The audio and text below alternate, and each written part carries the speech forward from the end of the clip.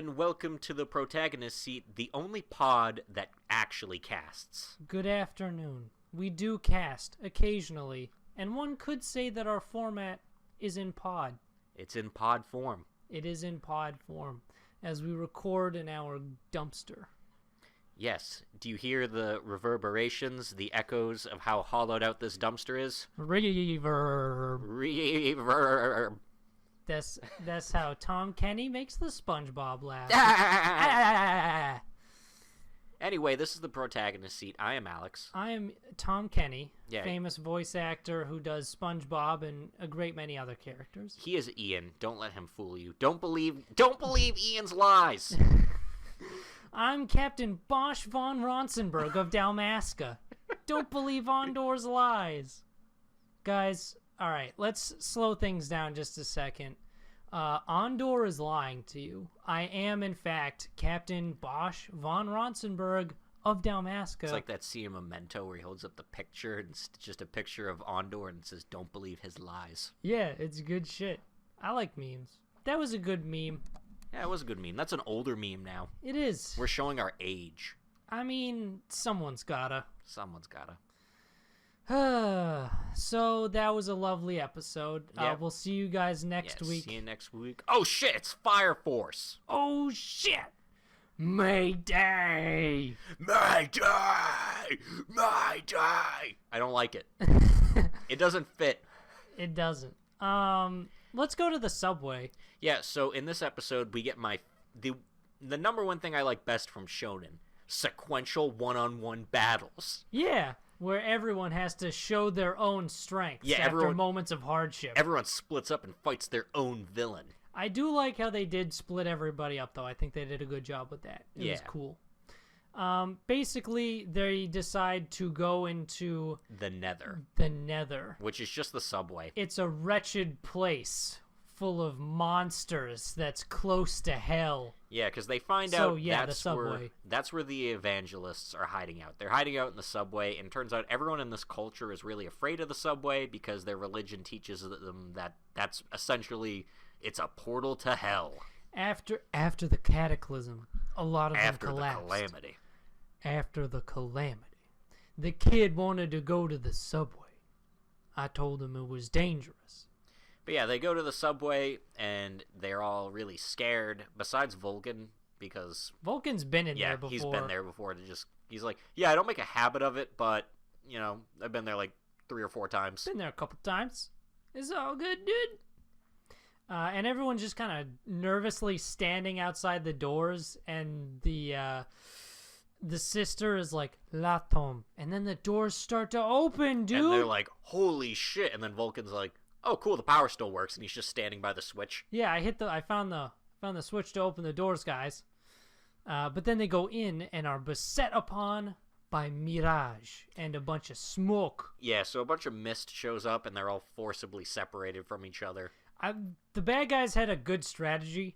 Basically, they have Mirage do Mirage things. And then the guy who makes faces just to kind of, like, split them up from each other. Yeah, he lures everyone away sequentially by having people that look like the 8 members of the 8th lure them off into the smoke. So everyone gets separated. We got some teams. We got Vulcan and Captain Obi. Vulcan saw through everything because he made special life-sensing goggles. And I like how they're just sitting. He describes this. He's sitting on the ground, and Captain Obi looks at him and he says, "Yeah, that's probably you with those weird-ass looking goggles." And then it's quiet for a second, and Vulcan's like, "I'm supposed to be a sloth." Yeah, I'm a sloth. And Maki is by herself. Which is terrifying. Well, should be terrifying, but it's Maki. Yeah, she's actually super afraid at first, and then the evangelists come out, and she's like, "Oh, thank God, you're just people. I thought you were ghosts. I can punch people." Yeah, and you know what? She fucking does. Yeah, she encounters a couple of goons and Flail, the guy with a flail that we saw fight Arthur. All their names are very on point, which is kind of nice. Arrow, Flail, it's just, what's your weapon? What's your weapon? I have flame tank bullets. Assault, that works. Yeah, you're assault now. Yeah, and Tamaki and Iris end up separated together, and they get face off against this guy Assault, who we first meet. They get separated because there's a dude who's supposed to look like or who does look like Maki. No, Tamaki. Tamaki? Yeah, so there's a dude there who's obviously not Tamaki. His voice isn't even similar. He just sounds like a guy. And Iris is like, I can't tell which one's which. And Tamaki is like, Iris, I can just do. Look, he doesn't even sound like me. And she makes the fire cat ears, and she's like, look, I can make the ears. And then the fake Tamaki is like, well, that could just all be an illusion. Yeah, he's just doing something he knows that I can't do to fool you. And Iris actually takes Yeah, she's like, oh man, this is a really tough dilemma. And then Tamaki falls, and then all of her clothes just come off. Yes. Just miraculously. Her lucky lewdness kicks in. And then Iris is like, you're definitely the real Tamaki. And she's like, yeah. That's what I've been telling you. And so that one runs away, but then Assault shows up, and his thing is he makes bullets. He makes big, like, tank shells. Big flame tank shells. And he just hits you with them. They don't, like, really blow up or anything. They hit you real hard. And Tamaki ends up fighting him, and she feels bad at first because she doesn't want to have to be saved again. Because she starts by getting the shit kicked out of her. Because, guys, this is a shonen series. Yeah. I don't know if you guys know that. And she actually kicks it into overdrive, and it looks like she's about to, like, beat him, but he's still pretty good. But then he accidentally gropes her because of her lucky lewdness. And then after, this actually distracts him. It stuns him. Yeah, he's just like, oh. Fly away. And then Iris just clubs him in the back of the head with a pipe. Yeah, I like how they beat him, because they just literally beat this man down. And then he gets back up, and he's like, that won't be enough to take me down. And then Iris keeps clubbing him, and then Tamaki just keeps kicking him. And then at the end, his head is, like, censored, the back of his head. I think they just killed that guy. Like, I think they just beat him to death. You know what? Imagine getting hit repeatedly with, like, a kick in a pipe at the same time just for, like... Because they hit him for a while. It's a long shot. It is a long shot. Yeah. And then Maki fights Flail, and she's got those cool new, like, fist things. I'm pretty sure she kills a couple people, too. Yeah, she fucks these dudes up. She has, like, the cool floating jet percussive death arms that Vulcan made her. She basically uses her little, like, fireballs to control these giant metal fists that go very fast. The first dude she hits him square in the chest into a pillar so hard it breaks. She hits one dude in the face at, like, a really bad angle, too, where his neck's, like, just... These men are dead. Yeah. Maki has killed at least 2 people. She headbutts one dude and just takes him out instantly. And then she fights Flail. And Flail's probably fine because he's got, like, shonen villain powers where he can survive having his face, like, essentially slam so hard into the concrete that the concrete, like, dents. Yeah. Because it does the Maki thing. He fights... It's actually a good fight in Maki's favor, which is kind of weird. She doesn't really have any moments where it's like, I'm about to lose. Yeah, she actually... The second she realizes that, oh, they're not ghosts, they're people, that I can win, she just does. She just kicks the shit out of them. Yeah. And then she kicks the shit out of Flail. Because she thinks... He calls her something, and she's like, who are you calling a gorilla Cyclops? And uses her finishing move. Yeah, he didn't even call her that. He just called her, like, a brawny woman. Yeah, I looked down for a second, and then I looked back up. He calls her a brawny woman, and then she fills that whole thing in herself and just absolutely crushes him. As usual. But yeah, good fight with the girls this week. Yeah. Fight with the girls. Fight with the girls. And we also get a little flashback scene where yeah, I'm surprised Sho, like, I think this was Sho's. I'm not sure if it was Sho or Shinra, but, like, if Sho has any memories of Shinra, that would be weird, because babies don't. He's a baby. But he has a memory. One of them has a memory where Shinra has a very specific memory where he goes, like, Sho, if you ever go to the Nether, I'll come and save you. Yeah, because his mom threatens him with the nether. She's like, if you don't pick up your toys, they're going to take you to the nether. How convenient. That's what they're doing right now. And then that very scenario came full circle. And it's not like it's weird because it's not like he has that memory after they're like, we're going to the nether. He has that memory before. And then they're like, hey, we're going to the nether. And he's like, what the fuck? Oh yeah, more fights next week. We get to see more fights. It's a fight week. I want to see Captain Obi beat somebody without using any powers. I like watching Captain Obi fight people because he doesn't have powers, and I think that's cool. Dr. Stone! Guys, we forgot to mention this is going to be the last episode of the podcast. Yeah, because they did the joke. They've done it. They did the friends we made along the way joke. And you know what? And that's all we've been working for here. That's all we needed. So last episode, it was nice knowing you. We won't even cover the rest of the shows on the list. We'll just stop it right after Dr. Stone. Yeah, we're good. We achieved our magnum opus. This episode is going to be 15 minutes. Yep. All right. So I don't even think we need to say anymore. They did the thing. See you next time. See you never. Actually, that does kind of sum up the episode pretty good because we established last week they're going into the caves to search for minerals. Yeah, it's Senku, Chrome, and Magma, and they were all worried about Magma going because he's Magma. Because he's You know what? They were rightfully worried. Yeah. Well, they go into the cave, and they find an area where the rocks, this is also a big-ass cave. Yeah. This is fucking huge. Yeah. And you know what? There should be a lot less light than what we see there. Yeah, we get to see a lot. Like, it doesn't even really look like they need the lanterns, but whatever.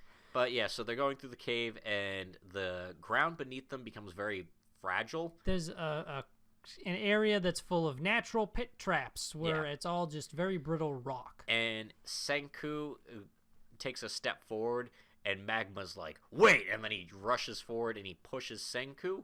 And Chrome thinks the pitfall opens up and Magma falls through and Senku grabs his hand and Chrome's like, see, he was trying to push you into the pit. Naturally, that's what they want us to think. Yeah, I could tell right away, like, no, he was saving Senku. That was pretty obvious. Yeah, because you could see in his face, he looks all like kind of upset that Chrome assumes it of him, but then decides to just lean into it and just goes like, ha ha ha, yes, that's right, I came here to kill you both. One of those like, so this was what you guys should just leave me and not care if I die because I'm very large and there's a very small chance that you guys are going to pull me out of this pit. And not even just that, just like, yeah, now you won't feel bad about having to leave me because now you assume I'm a bad guy. Yeah. But Senku knows better. Because Senku is very smart. And we even saw that. And Senku falls in with him. Yep. But apparently it's not big enough of a drop to kill them. Yeah, it's not super large.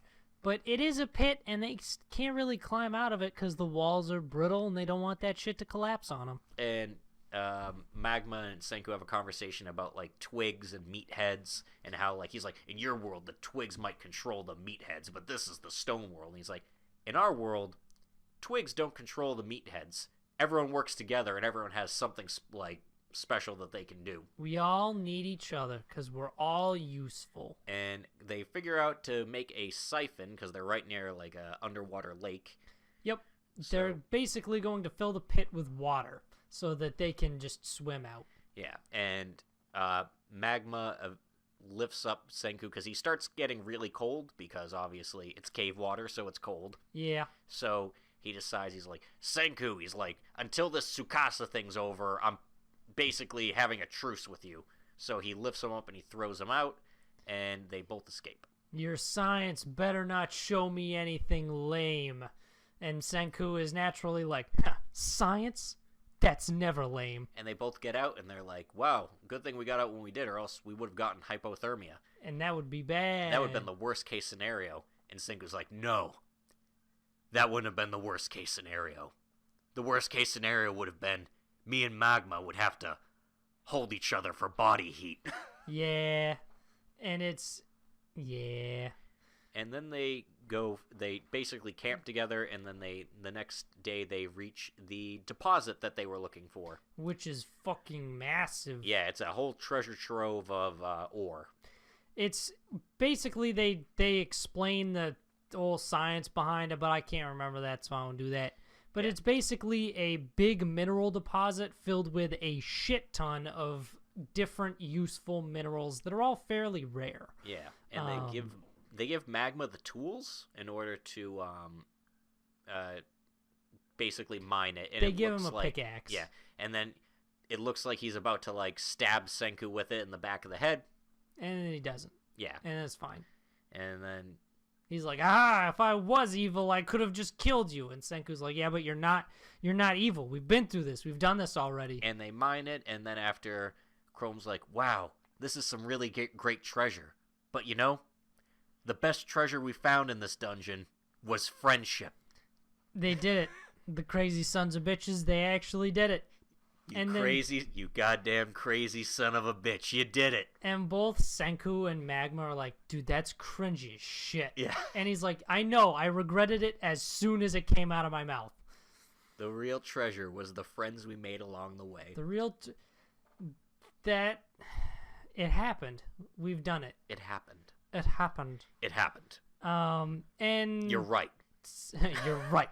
It happened. A similar story happened to a man in New Jersey back in the 1990s. You're right. It happened. Exactly. You'd be correct. And Senku also takes the time here to be like, "Chrome, he was trying to save me. He didn't try to push me in the pit." And Chrome apologizes to him. And now everyone is friends. And they leave. And then Magma remembers that Gen whispered something to him right before he left. Bring Senku back in 3 days. And he's like, "Oh shit," and he picks up Senku and just starts hauling ass back. "We gotta go." And then they go, and first Magma blindfolds him. Yeah, and then when he gets brought back, he's surrounded by Gen, Kohaku, and everybody, and Kohaku's like, "There's no use resisting, Senku. We're all with Gen on this one." And Senku's like, "So you guys finally figured out the hack. Turn me over and Tsukasa won't attack the village." And they're like, "What the fuck are you talking about?" "I don't really know what you're talking about, but here, take a look at this." And it was a really nice scene where he opens his eyes and there's a telescope in front of him. They made a telescope for him. Not even just that, they updated Chrome's treehouse and they added an observatory. So now Senku can look at the stars. He can. His favorite thing, space. Space. I'm going to the one place not corrupted by science. Space. That would be an ironic statement. Yeah. Because you need science to get there. But yeah, it's a touching scene. Yes, basically everyone in the whole village pitched in to make this observatory for Senku. And Gen has a conversation with him, basically saying how he's an incredible person that kind of touches all the people that he's around. And he's like, "You're probably gonna say that's cringy, though." And he's like, "Yeah, that's pretty cringy." And he's also real hype about his observatory because he's like, "Hey, we can use this. This can be a watchtower to spy on Tsukasa." And everyone's like, "You're missing the point there, bud, but you're not wrong." Yep, that's a very practical Senku way of looking at it. That is what we would expect of you. But yeah, it was a good episode. This was a really good episode. This was a good episode about friendship. Yeah. It's about the meaning of friendship, guys. Now, instead of making friends, imagine if you buy them. Just buy your friends. Fate Grand Order Absolute Demonic Goddess. How do you get a goddess on your side? Just buy her. Just buy your goddesses. Oops, I spilled all the gems I was gonna give to you all over the ground. Yeah, in this episode, there's not too much that goes down. Gilgamesh decides that in order to beat Gorgon, they're going to need a goddess of their own on their side. And the easiest one, Ishtar. Yeah, because no one knows about Quetzalcoatl yet, because she still hasn't shown up. Yeah, this is too core. We're going to be waiting for a while. But they still need to beat the Gorgonites. That's a reference to Small Soldiers, one of the greatest movies of all time. But basically, he's like, "Here, take all this shit and go buy her friendship." And he gives them 30% of the treasury of Babylon. And that's a lot. That's a lot of shit. Because you find out Ishtar really likes gems, because of course she does, because she's Rin. And Rin also likes gems because gem magic. Yeah, and Rin also can't afford most of her gems. Yes, because she's Rin. And Ishtar doesn't have the golden rule skill, where she wants gems, but she has a hard time getting them. And even Mosh comments like, "Isn't that really unfortunate?" Yes. There's a lot of meta commentary this week. Yeah. But basically Ishtar just starts shooting at them because they randomly showed up at her house. Yeah, which I remember in the game, this was like, you had to do like 5 battles before you get to this, so I'm glad they skipped that. Yeah, that would have been kind of boring. And eventually they're like, all right, guys, let's execute the plan. And Ritsuka runs forward and just, like, throws gems at her. Oh, no, I spilled all those precious gems we were gonna offer up to Ishtar. Yeah, that wasn't a bit I was doing. That's actually what they fucking do. Yeah. That's how they solve this problem. And then she's like, wait, what? Come again? Did you say gems? Yeah, did you say gems? I like those. And I guess I could see your point of view here. And they're like, yeah, we're offering, Gilgamesh is offering 20% of the treasury of Babylon to you if you help us. Because you haggle. You gotta haggle. And then she's like, I don't know if I can do that. What about 25%?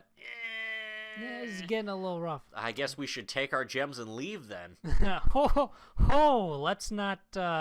Let's not burn any bridges while we're out. I mean, you already brought it. And then she decides, because of course she does, to help them out. Yes.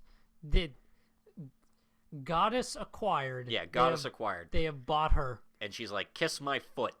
And then they're like, kiss the shoe. Yeah, kiss the shoe.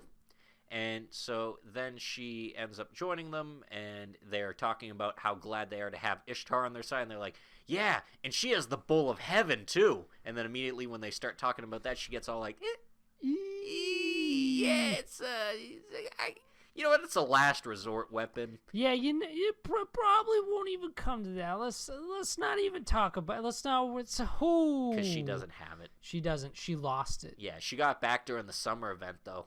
Yeah, and then she lost it again. Because we destroyed it. Broke the fuck out of it. Yeah. Because she is useless goddess. She's Mesopotamian Aqua. Yeah. But then she has a nice scene where she is talking with Ritsuka by the fire at night, and she basically explains that she doesn't hate humanity, she hates the world humanity lives in, and that... Because humanity is moving towards a world where they don't even acknowledge the gods, and she's not down for that. And you know what? Believing in gods, in her opinion, is a lot easier because, when things go wrong in life, it's a lot easier to just blame the gods. Yeah. But when you have control of your own fate, then it's a lot harder on you. Yeah. There's a very good, very deep fireside chat. Yeah. And then she sneezes and accidentally turns into a Resh Kagal for a second. Yeah. And that's a little... That would take me back a little bit. I'd be like, what? But she's like, "Oh, you're afraid of me?" He's like, "Nah." But no, and then they have that chat about humans. Yeah. But yeah, it was a good episode because, Ishtar's great because I like Rin because Rin is my favorite Fate Stay Night girl. Yeah. Saber and Sakura need not apply. Yeah. I like these, I'll call them these fireside chats we get with our characters, where basically two characters will just stand somewhere and talk about something. Yeah. I like those. Those along with the fights are why I stick around. And Fate. Yeah, we'll get to Lucha Goddess soon. Yes. We need Big Sis Lucha.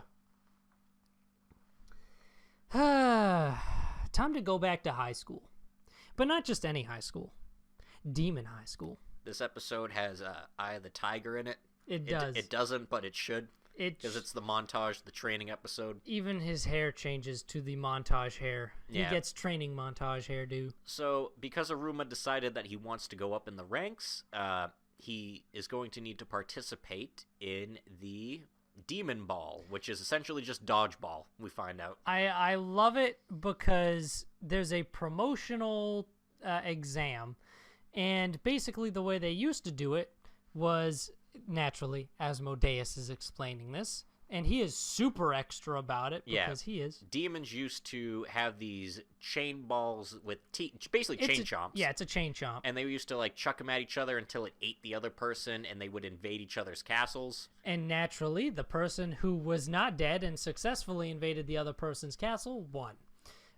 They can't do that nowadays, though. So they replaced the chain chomps with a good set of balls. Yep. And then they have, instead of castles, they just have two ends of the field.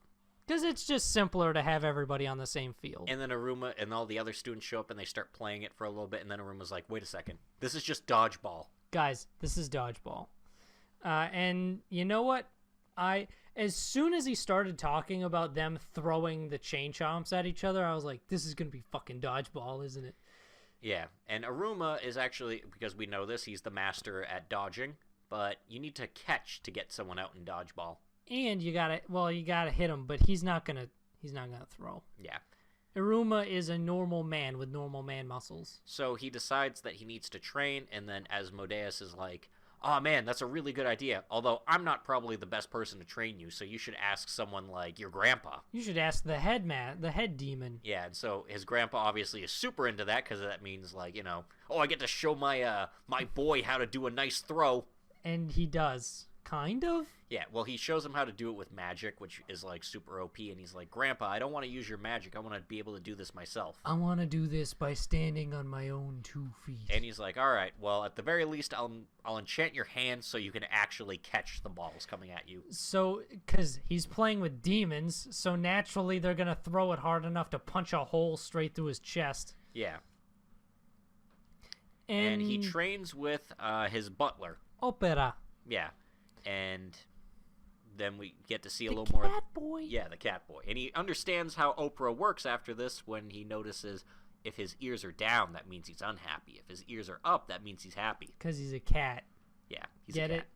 He's a cat. He's a Neko boy. And they do a whole training montage of him just trying to learn how to catch.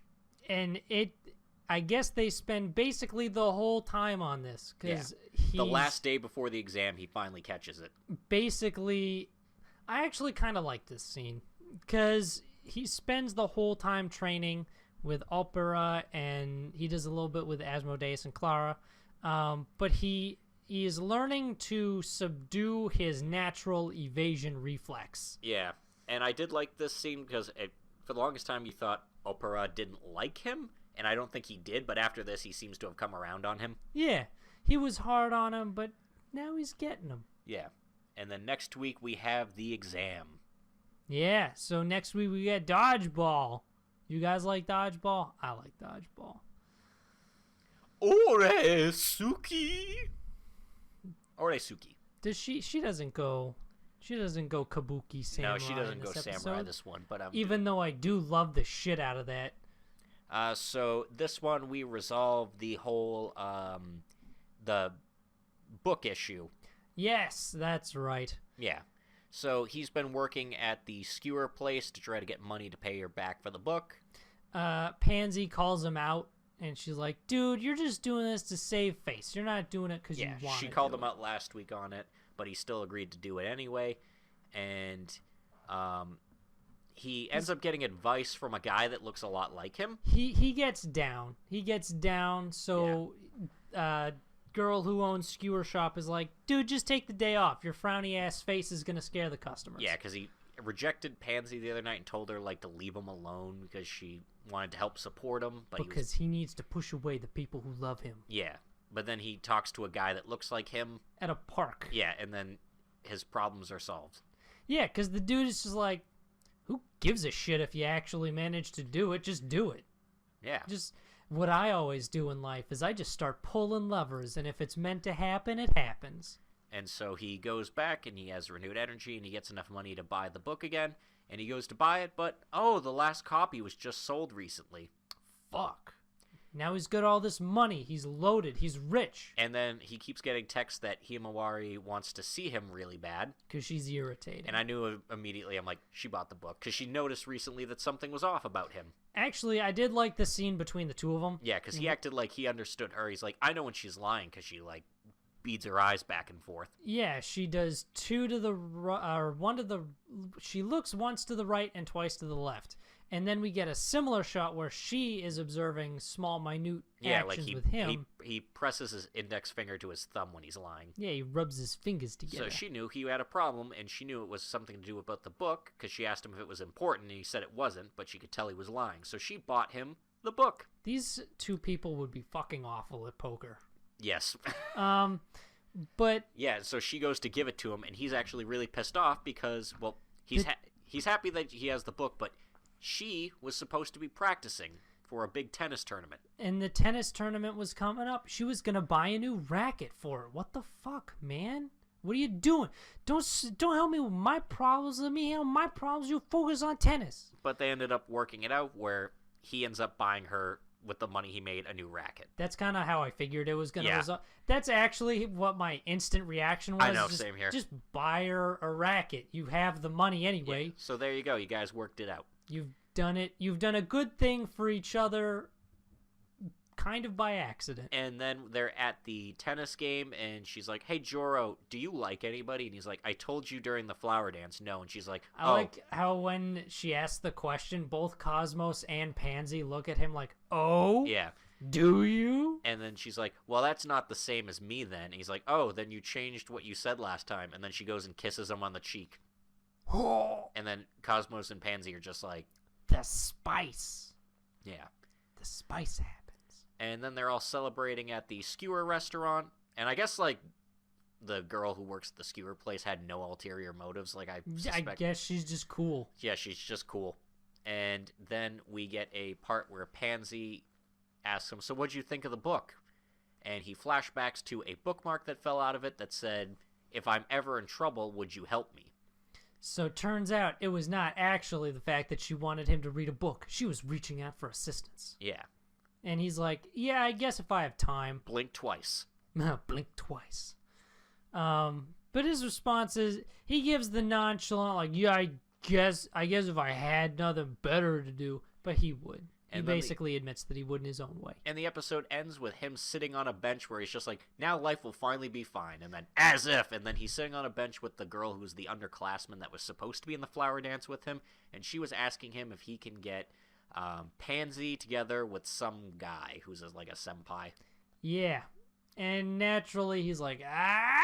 I know where this is going. I like how they did the entire bench running gag, but they were like, you already know what it is, so we'll just speed through that part this time. Yeah. I'm looking forward to seeing how this situation blows up in Joro's face. Well, I'm trying to guess who that other male character probably is, and probably guy that looks like Joro. If I had to guess, I'd say probably, because we did not get his name. Actually, we did. I just forget. Shit. I don't know. We'll learn next week. Yeah. Guys, didn't I fucking... I told you. I said specifically I wanted my abilities in my next life to be average. Well, you see, the issue here, Mr. Ian, is we have here the special deluxe abilities, and... I don't want those abilities. Well, I want the average abilities. We don't have any of the average abilities in stock. We can give you subpar abilities. I don't want that. Let's not be hasty. Let's not get too hasty about it. Well, I don't want those. It's either the deluxe or the subpar. Can we work something out where I get half the deluxe abilities? And we'll roll right up a give me payment like plan. Just give me like a couple of them. Yeah. So this week in Didn't I Say to Make My Abilities Average in My Next Life? We knock out 2 people's character arcs in one episode. I know. I was a little shocked. I didn't think we would get that far. Yeah, so last week, Pauline went missing. Holy shit. Where'd she go? And turns out she went back to her hometown. She is getting married. To Mavis's brother. What the fuck? Because Mavis, we learned that Mavis's brothers write her letters literally every day. Yeah, she has a whole mountain of them. Yes.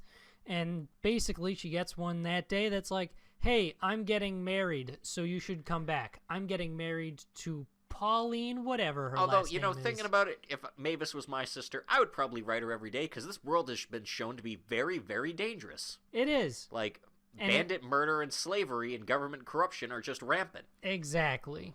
I can't blame them. So they go. They're like, holy shit, we gotta go do something about this.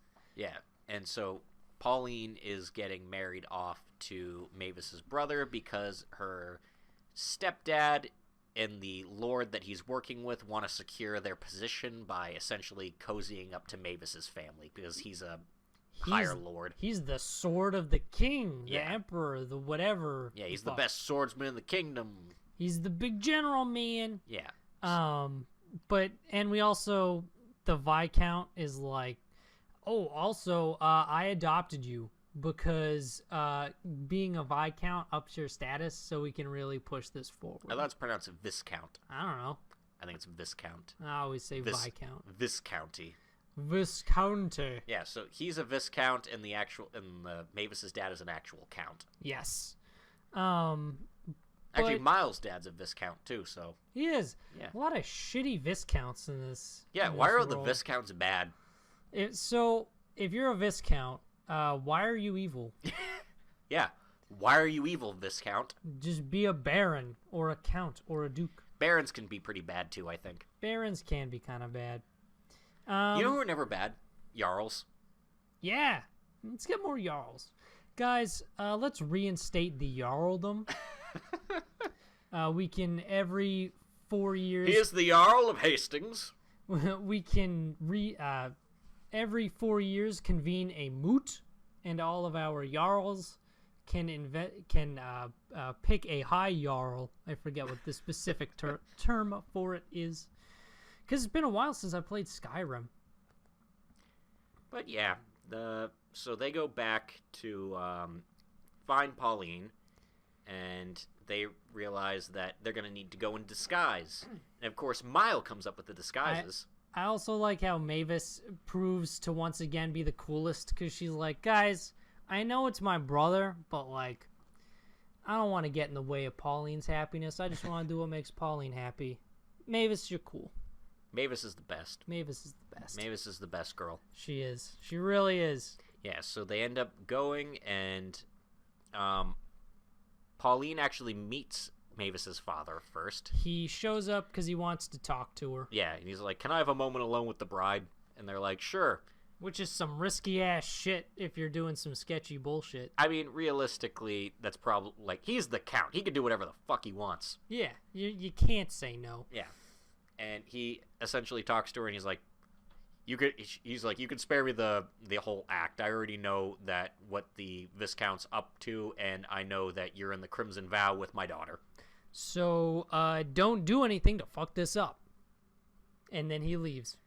Yeah, and then, obviously, Mavis, Rena, and Mile bust in, and they're super loud doing their poses, and of course they alert the guards and everything instantly. Yeah, all they're wearing is color-coded capes and just really thin outline masks. Yeah, they'll never know. I like how down with it both Rena and Mavis are. Neither one of them is like, these masks don't actually cover our faces. Yeah, it's because Mile can lie to them really easily. Yes. And they all do, like, stupid poses when they get there. They're into this. They're into it. And then just, hi!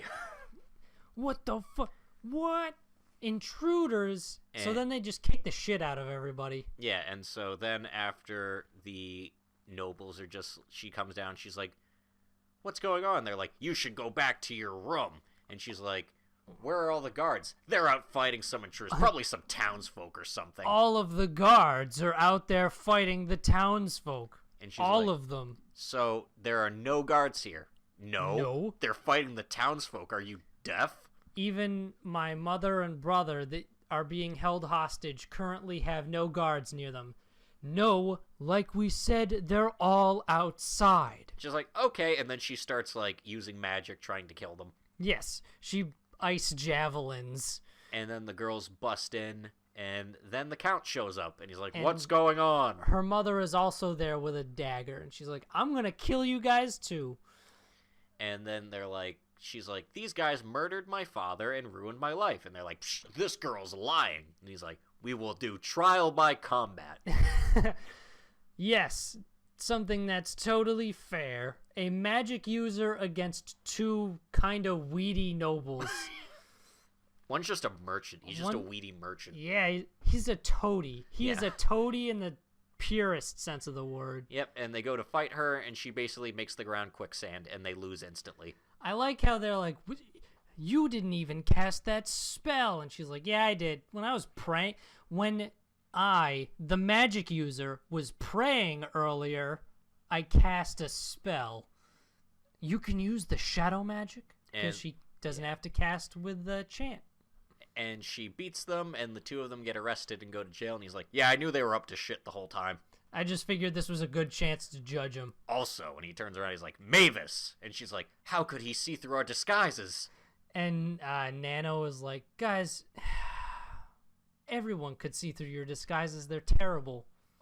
And he decides, he's like, Mavis, you're coming home with me. If you want to be a knight, fine, but I'm not letting you be an adventurer because being an adventurer is dangerous.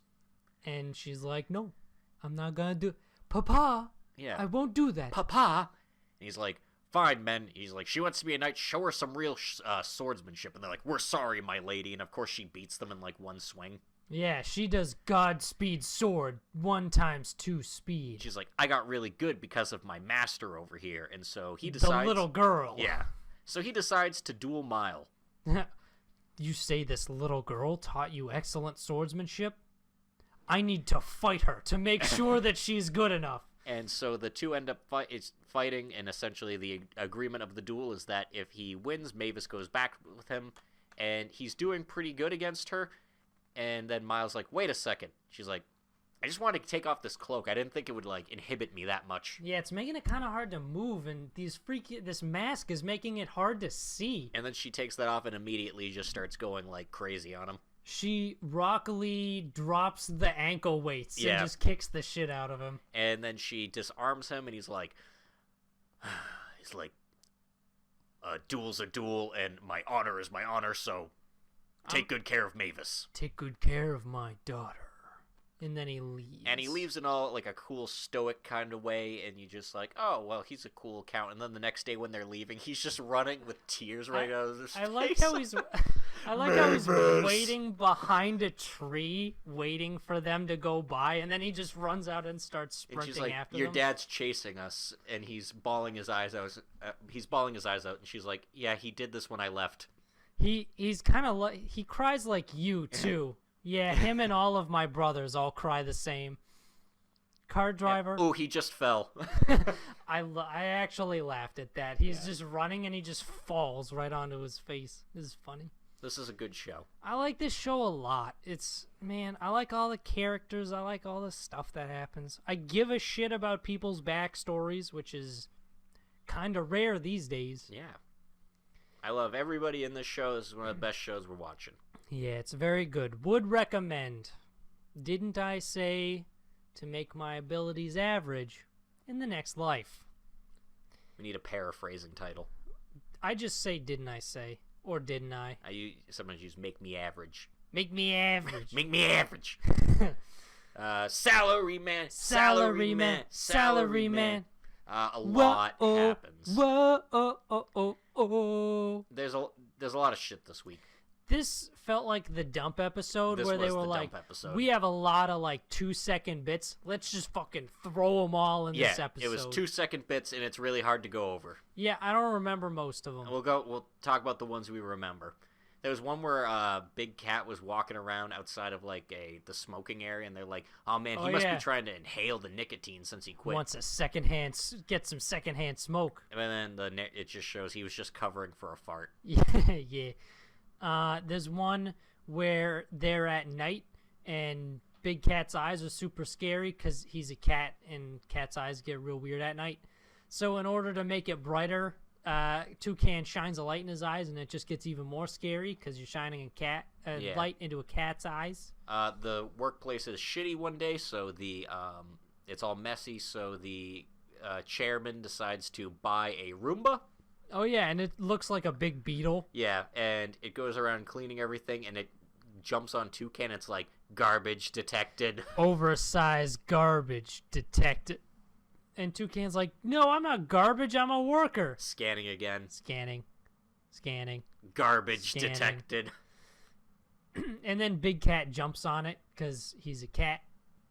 Yeah. A lot of Big Cat is a cat. He's a lion, but he's still a cat. There is a part where Toucan and Lizard go to a mixer, and Toucan realizes that the orangutan woman there is very ugly, so he does a bunch of JoJo references and stops time. Yeah, Zaworldo! And just comes up with an excuse for how to get out of the whole thing by drawing a Yu-Gi-Oh card from Lizard. I love how both of them pick, like, a different anime. Because he's JoJo, Lizard, he even has the Yu-Gi-Oh hair. Bruh, I'm like, oh, I forgot, he is Kaiba. Yeah. He is Kaiba's voice actor, and he has Kaiba's hair. He has Kaiba's haircut. I'm like, oh yeah, I did a Yu-Gi-Oh reference. Oh wait, he is Kaiba. Lizard is a Yu-Gi-Oh reference. Yeah. He is Seito Kaiba. I wonder if that's why they did it. Because he was basically like, pick one of these excuse cards. Yeah. And basically he's like, yeah, my relatives were sick, so I gotta go. Oh, Lizard mimics a cell phone ringing. He's just, ring. Oh, another JoJo reference. Yeah, he does the Doppio thing. And then Doppio shows up and activates King Crimson. And then it's like, holy fuck, dude. King Crimson versus Zaworldo, dude. Shit's nuts. Yeah, those are the bits I can remember because, again, a lot happened. A lot did happen. There was the part where Japanese guy, Japanese worker comes over. Yeah, and he does everything in a super Japanese way. He's a ninja. Yeah.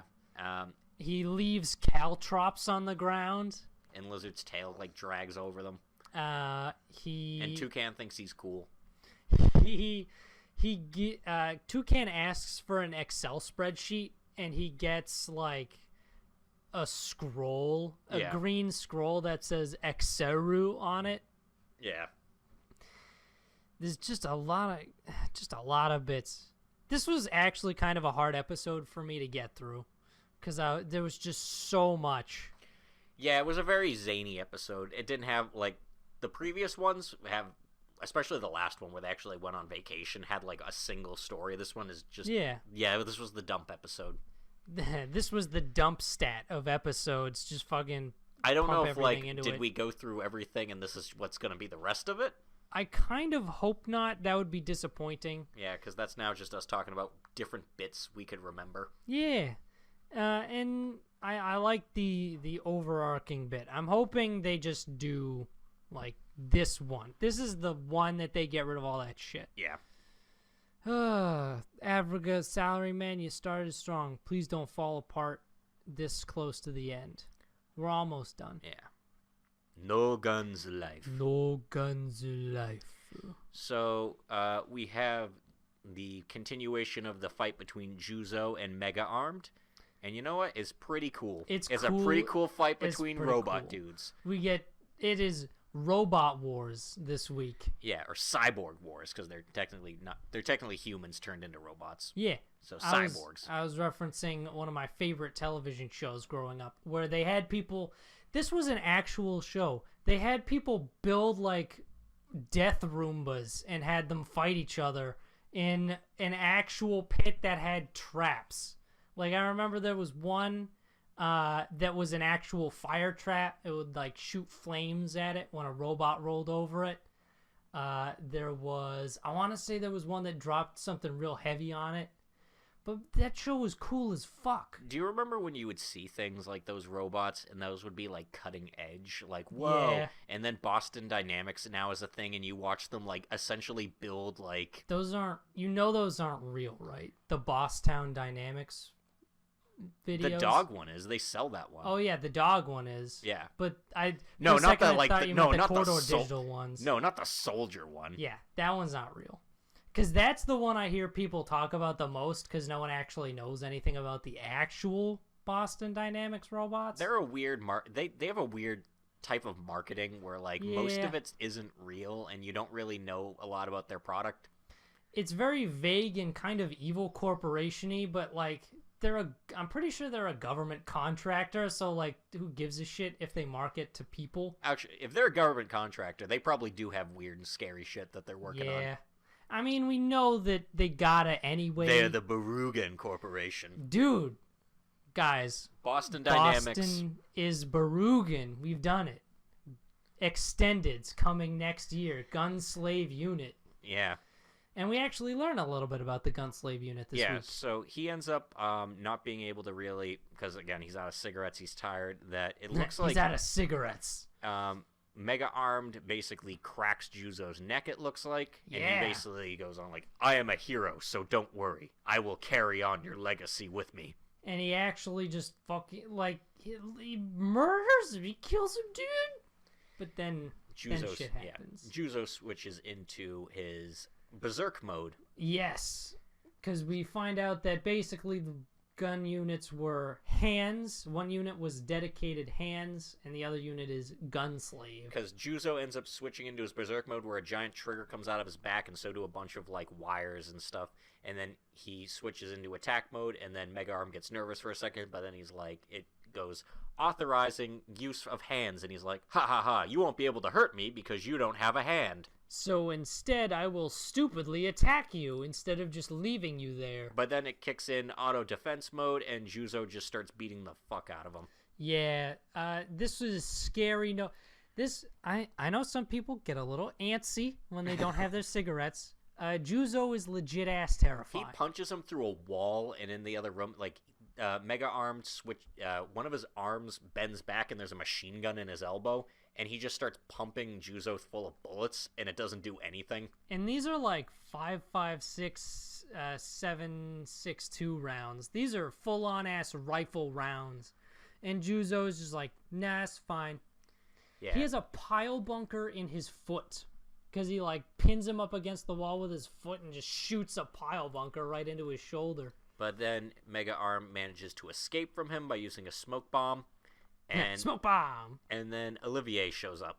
Yeah, because Olivier has been kind of abducted by Tetsuo. But then she shows up to ask about what happened at the incident where her father was killed. The nightmare at North Scott. And he explains that... He doesn't really fully explain what happened. He just explains that it's his duty to make sure that never gets out, and that his whole thing is he's a hero because he will carry on all those who died in that incident along with him, and that's why he has to survive and has to be a hero. It's implied that they had something to do, like they did something. He sent Gondry to go kill all those people. It wasn't Gondry going crazy. Yeah, those soldiers were asking too many questions, and they would have halted progress for the extended world. Yeah. We also learn a little bit about Olivier, where the cans of real smelly shit that she has are the cans that they made at North Scott. Yeah, that her dad was going to bring home to her. Yeah.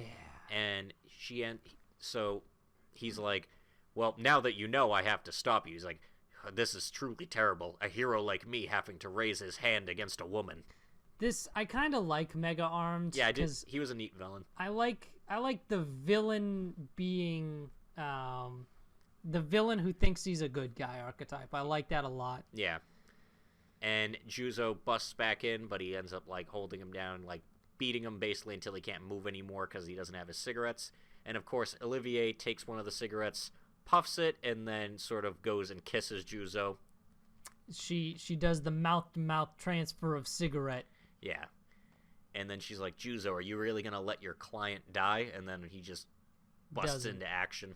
He doesn't, because Juzo is a hard-boiled man who plays by nobody's rules but his own. And then Juzo gets up, and it's really badass, and he beats Mega Arm. He destroys his arm. Yeah, he kicks the shit out of him. It's great. He, like, grabs a pipe and breaks the tip off, making it into a spear, and jams it right through his machine gun arm. It's cool as shit. And Mega Arm gets arrested. The police show up, and EMS. Well, Juzo gets escorted out of there because he's kind of in a weird position. So Tetsuo helps him get out of there. Yeah. And Olivier gets arrested along with Mega Arm because she's not supposed to be out, and they're leaving in the prison bus, and she's like, in a prison bus. Yeah, they're in the back of the paddy wagon. The paddy wagon. And she's like, you're gonna pay for your crimes, and he's like, the government's not going to be able to do anything to me, and the EMS isn't going to be able to do anything to me. Like, only they have power. And she's like, who's they? And he's like, who do you think made me the hero that I am? And then she realizes, Barugan. And then the whole thing is, the van is shot with a blast that sends the entire car spinning out of control, and it goes right through the side. And you can see it's the other gunslave unit, and the purple-haired lady. Controlled by Titty Nun. I don't think that's her. I think that's a separate character. Is it? Yeah. Shit. But yeah, it's the people who are. Oh, I'm trying to remember what the name of the terrorist organization is. Shit. Yeah, I don't remember either. But it's those guys, and one of them is Gunslave with child's voice, and the other is a woman who does not dress very practically. Yep, and so it's assumed that I'm assuming Olivier still lived, but I think Mega Arm is probably dead. Yeah. Because his point in the story, I think, is done, and that probably went right through him. Part of me wouldn't be surprised if Olivier is dead, just because I wouldn't be surprised at that.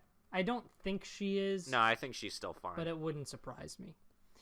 I think it went through directly where he was, and now she's just injured. Yeah. Also, because Gondry's still in there as well. Oh, yeah, that's right.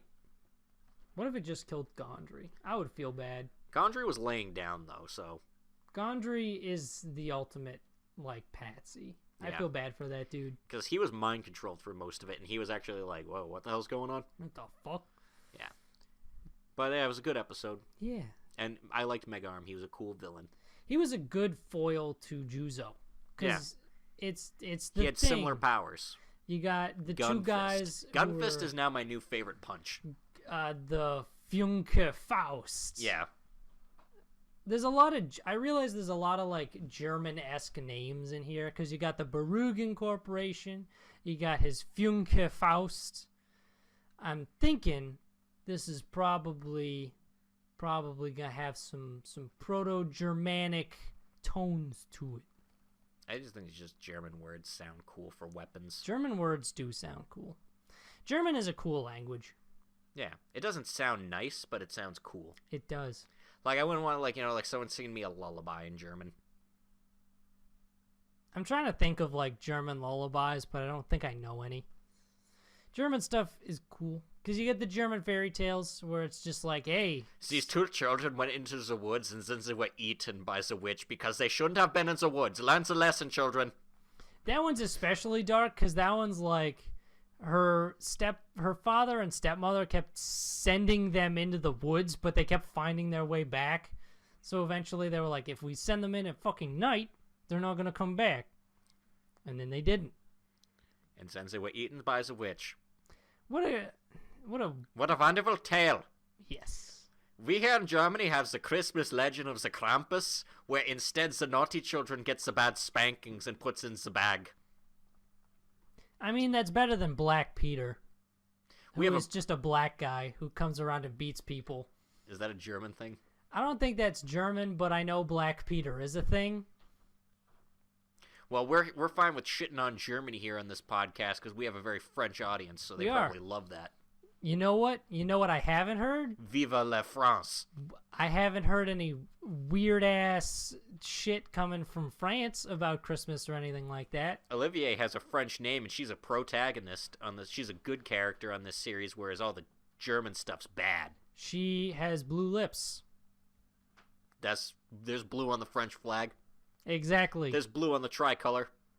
There is. Or the tricolore. There's a lot of flags that are red, white, and blue. Yeah, it's a popular color scheme. Yeah, who'd have thunk it? Yeah. Anyway, yeah. We've been rambling for a little bit. Yeah, we're going to hit the hour mark soon, so we should pimp our shit and get out of here. We should. If you liked this video, then click the like button. Yeah, subscribe even. That is objectively a way to tell us you like the video. Subscribe to our channel. We post a lot of shit. We got our regular podcast. We got our... After class, where we talk about My Hero Academia, but the audio quality is worse. Yeah, because we do it over Skype with our friend Tyler. Yeah. If you want to find us, or if you are already listening to us on Spotify, iTunes, Apple Play Podcasts, or Deezer. Yeah, we're on Libsyn Syndicated Systems. Liberated Syndication. Liberated Syndicated. Liberated Symbadatum. And we're on social media. We're on Facebook and Twitter at Protagonist Seat, respectively. Yes, so follow us on social media if you want any any of our thoughts on shit that we just kind of randomly post. Any we think memes. so many things. We do. We think at least a couple things a week, at least. We also post updates to when stuff gets uploaded, because basically everything's uploaded at the same time. Only a slight delay between YouTube and our hosting site, Libsyn. Yeah. But yeah, that's that, and I think we did good. We just barely got under that hour. Okay, there's the hour. We gotta stop. Yeah, Stop. We went a little over. Oh, no! No! Ah!